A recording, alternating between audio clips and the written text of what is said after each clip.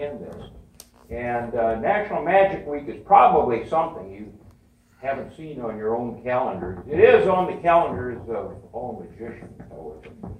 Now, before there was a Magic Week, and by the way, Magic Week runs from October 25th to October 31st, Halloween Day, and there's a reason for that. Before there was a National Magic Week, there was a National Magic Day. And the reason that there was a National Magic Day dates back to all the way back to 1927, when most of us were just kids, right? I know I was. And the reason it dates back that far is because of Harry Houdini.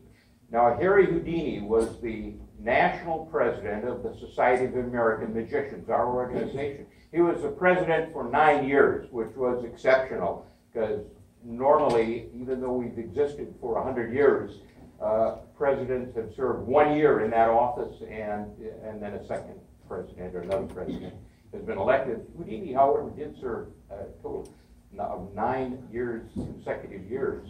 And until his untimely and unfortunate death, Halloween Day of, it was October 31st, 1926.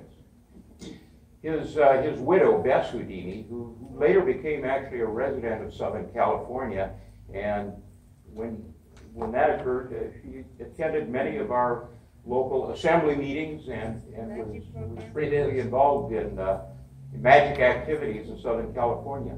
But she was very interested in preserving the legacy and the name of Harry Houdini, so she kind of established National Magic Day, and it bounced around the calendar until it settled on October 31st as National Magic Day.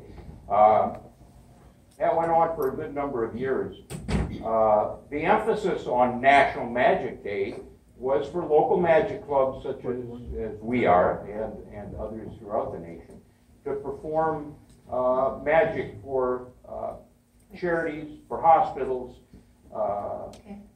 for those people that were unable to provide and pay for entertainment. And Houdini was exceedingly generous as a person to charities.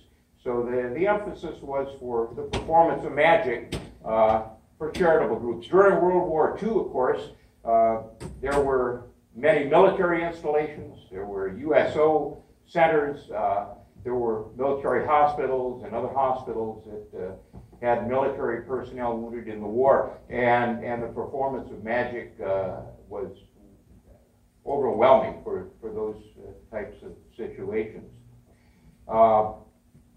Bess Houdini also was interested because Houdini was interested in spiritualism. And for a period of 10 years, she held seances to try to reach the spirit of Houdini.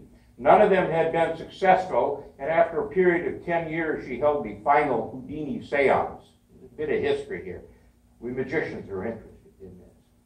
The final Houdini seance was October 31st, Halloween Day, 1936, on the rooftop of the Knickerbocker Hotel in Hollywood. Of course, that building still exists. I believe it is maybe a retirement residence now also. But the hotel still exists, so the building is there. That was the final Houdini seance, and as the previous 9 had been, of course, there was no contact made with the spirit of Houdini.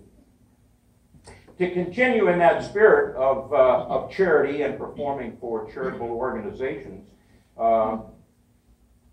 Southern California magicians kind of extended that National Magic Day to cover an entire period of a week's time, and thus became National Magic Week. Now, I mentioned John Zweers before, a local Pasadena high school teacher who became the national president of the S.A.M.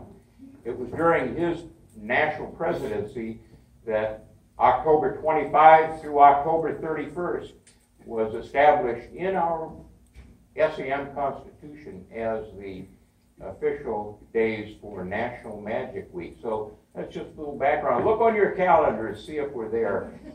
If we're not, you can just pencil us right in, because we're still in National Magic Week. Okay, enough of that.